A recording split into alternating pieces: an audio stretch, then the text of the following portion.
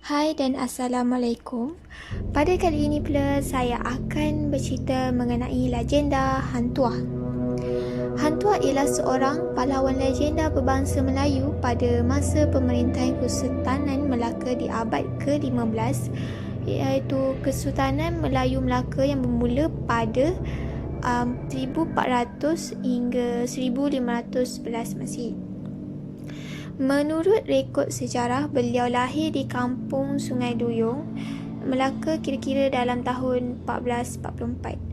Bapanya bernama Hang Mahmud dan manakala ibunya pula ialah Dang Merduwati. Bapanya juga pernah menjadi hulu balang istana yang handal suatu ketika dulu. Begitulah juga ibunya yang merupakan keturunan Dayang di istana. Hantuah ialah laksamana yang terkenal dengan kesetiaannya kepada raja dan merupakan petarung silat yang amat handal dan tiada tolok bandingnya. Hantuah dan 4 orang kawannya, Hang Jebat, Hang Kasturi, Hang Lekir dan Hang Lekiu menuntut ilmu bersama Adiputra di Gunung Ledang. Selesai menuntut ilmu, mereka berlima kembali ke kota Melaka. Pada suatu hari, mereka berjaya menyelamatkan Datuk Bendahara iaitu Perdana Menteri daripada seorang lelaki yang sedang mengamuk. Datuk Bendahara kagum dengan ketangkasan mereka dan menjemput mereka semua ke rumahnya dan seterusnya mengambil mereka untuk bertugas di istana. Sejak itu, Hantuah dan sahabat-sahabatnya amat disayangi oleh Sultan hinggalah Hang Tuah mendapat gelar Laksamana. Semasa mengiringi Sultan Melaka ke Majapahit di Tanah Jawa, Hang Tuah telah berjaya membunuh seorang pendekar Jawa yang bernama Tamin Sari. Dalam pertarungan itu, Tamin Sari seorang pendekar yang kebal dan yang tidak dapat dilukakan. Tetapi Hang Tuah mengetahui bahawa kekebalan Tamin Sari terletak pada kerisnya. Oleh itu, Hang Tuah berjaya merampas keris berkenaan dan membunuh Tamin Sari. Keris itu kemudiannya dianugerahkan oleh Betara Majapahit kepada Hang Tuah. Pemilik keris ini akan turut menjadi kebal seperti pendekar Jawa Tamin Sari. Hang Tuah telah diutuskan ke Pahang bagi mendapatkan tuteja untuk dijadikan permaisuri Sultan Melaka. Ketika Hang Tuah ke Pahang, Melu turun dari Gunung Ledang mencari Hang Tuah. Melu telah ditawan oleh Tun Ali atas hasutan Patih Karmawijaya bagi dijadikan gundik Sultan. Atas muslihat Tun Ali juga, Hang Tuah yang kembali dari Pahang akhirnya dapat berjumpa Melu.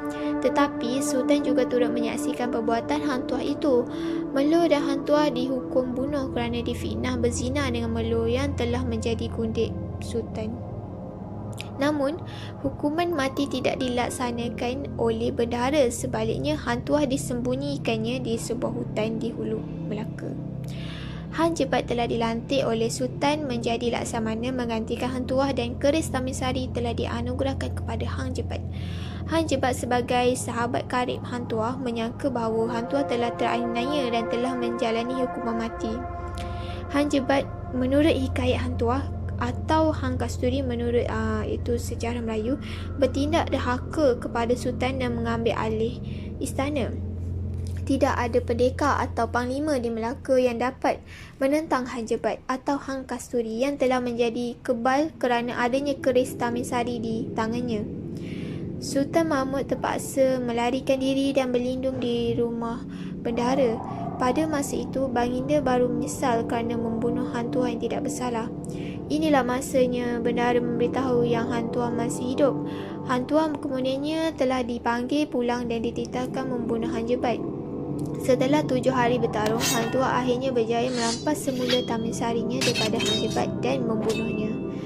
Dalam pertarungan yang sedih ini, Hang Jebat telah cuba membela sahabatnya yang telah difitnah. Namun begitu, Hang Tuah telah membantu Sultan yang sebelum itu menghukumnya tanpa sebarang alasan. Sedangkan Abu Bakar Siddiq radhiyallahu anhu juga berkata kepada orang Muslim bahawa jika dia bersalah, rakyat boleh menjatuhkannya. Ternyata kesilapan Hang Tuah yang tidak berfikir bahawa Allah Subhanahu Wa Taala lebih berkuasa dari Sultan dan memang tidak salah Hang Jebat cuba menegakkan kebenaran. Tragedi ini masih menjadi berbalahan orang Melayu sampai sekarang. Namun begitu, ada juga penyokong yang menyokong Han Tuah. Ini kerana Han Jebat bukan saja dahaka kepada Sultan, bahkan telah membunuh ramai orang atau rakyat Melaka yang tidak berdosa dengan mengamuk di alam istana dan seluruh Melaka. Tindakan Han Tuah yang membunuh Han Jebat mungkin satu tindakan yang berupa hukuman mati terhadap pembunuh. Sumpah yang terkenal daripada Han Tuah ialah tak Melayu hilang di dunia, yang bererti bangsa Melayu tidak akan punah di bumi ini. Sekian.